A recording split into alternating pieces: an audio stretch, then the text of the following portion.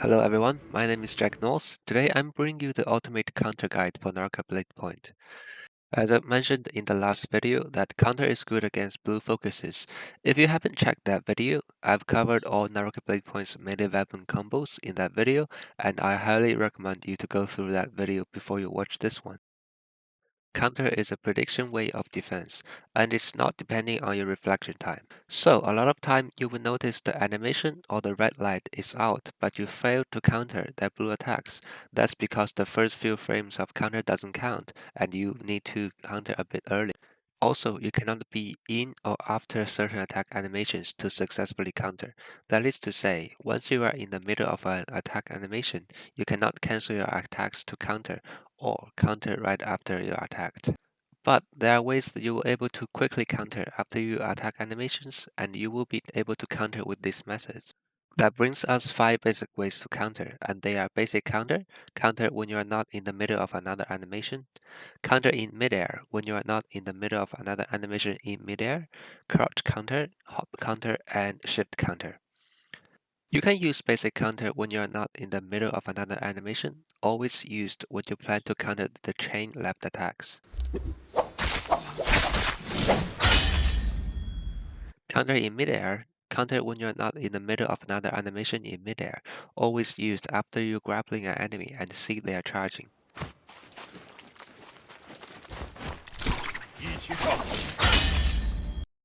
Crouch counter, hop counter, and shift counter. Use crouch, hop, or shift to cancel attack animations, mouse left and right to counter. Here we will focus on crouch, hop, or shift counter. The differences of those counters depends on the time and the environment factor of the map. For time factors, C counter is the fastest, then hop counter, shift counter is the slowest. For environment factors, C counter may miss the horizontal charge attacks from longsword, hop and shift counters actually moves vertically or horizontally before you counter. So in this case, it's better that we shift back to counter longswords or greatswords.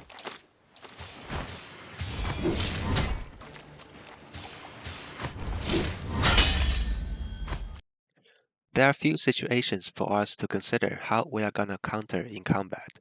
Firstly, when engaging with grapple, which the enemy is charging, we can counter when we get close. But sometimes high-end enemies won't unleash the charge attacks because you're not doing anything in midair, and they might know you plan to counter them. In this case, we can attack in midair in advance, and then counter when we got close. Secondly, you are in the fight with your enemy. If your enemy charges earlier than you, you can charge into counter by holding right. Before you enter the first stage of the charge, click left and then let go of right. If you and your enemy charged at the same time, or your enemy charged a bit later than you, and you still want to counter them, we can use crouch, hop, or shift counter.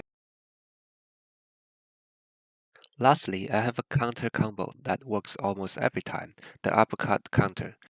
When your enemy is chained by normal attacks, the only way for them to get out of this situation is to charge after your second attack. In this case, uppercut will make you disappear in your enemy's sight, so it's hard for them to think it's a trap.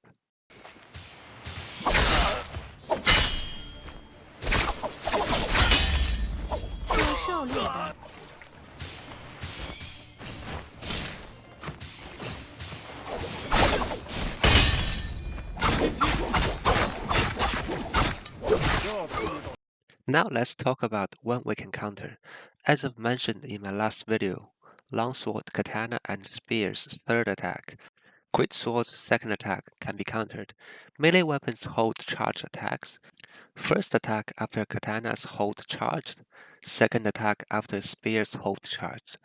All melee weapons charge scale attacks.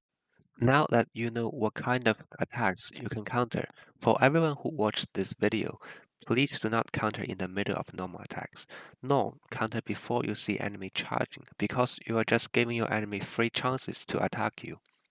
Also, do not chain counter more than 2 times, because your enemy will react and start normal attack you. So I recommend shift away after you failed to counter.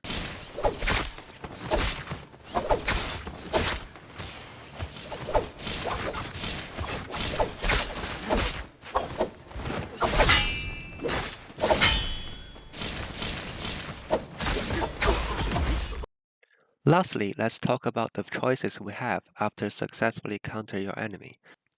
The first thing we do is to click left for the execute attack after successfully countered. Note that if we are in a bad position like rocks or far away from our enemies, we might miss our attacks, but this really happens. After the execution attack, if the enemy is low, we can shift to close range. Release charge attacks are right after enemy gets up to finish them off. If the enemy is not low, we can dodge back to take their weapon.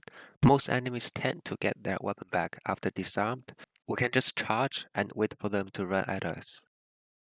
Counter is high risk, high reward.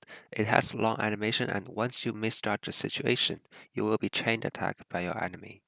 So I recommend when fighting against high-end players, try learn their attack patterns and adapt before you engage. In that case, you will have a higher success rate to successfully counter them.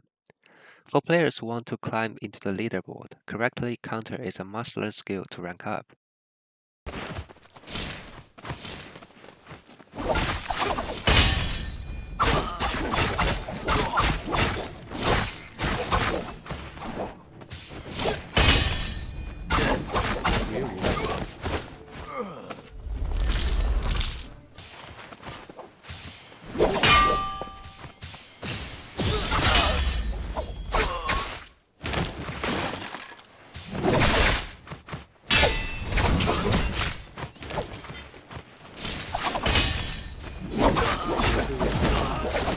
In late games, counters not only depends on your reflection, muscle memory, but also your internet speed. We cannot change the external factors like the internet. What we can do is to get familiar with the skills I talked about in this video and practice more. Hope you enjoyed the video. Before you go now, if you find my video helpful, please leave a thumbs up. Many players I met in beta didn't know how to play this game correctly, so help them find this video if you are helped. And subscribe my channel. This will help me a lot. Also, I will be streaming after the final release on August 12th, so make sure to follow my Twitch in the description as well. I will be doing more Naraka Bladepoint videos in the future. Thanks again, and I will see you guys in the next one.